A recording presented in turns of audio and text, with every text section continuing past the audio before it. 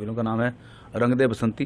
Bhojpuri film है, लेकिन जो ये गाना है ये पूरे पूरे इंटरनेशनल नेशनल हर जगह ये गाना घर घर में बजेगा। नमस्कार, प्रणाम दोस्तों, आप लोगों को फिर से एक बार राहुल भोजपुरिया भाई यूट्यूब चैनल में स्वागत है। दोस्तों, भोजपुरी इंडस्ट्री में एक ऐसी फिल्म ला रहे हैं खेसारी लाल यादव जी, जो कि भोजपुरी इंडस्ट्री को पूरा बदल के रख देने वाला है। उनका इस फिल्म का एक सॉन्ग ही है जो कि भोजपुरी को पूरा बदल के रख देगा। इसी के बारे में बात करेंगे। उससे पहले मेरा नाम सूरज पासवान है, आप लोग देख रहे हैं राहुल भोजपुरिया भाई। दोस्तों, आप हमारे चैनल पर नए हैं तो चैनल को प्लीज़ सब्सक्राइब कर लीजिए, क्योंकि ऐसे ही अपडेट वीडियो आप सभी के लिए लाते रहते हैं। चलिए दोस्तों, आपको बताते हैं कि खेसारी लाल यादव जी का कौन सा फिल्म आने वाला है और कितना तगड़ा होने वाला है।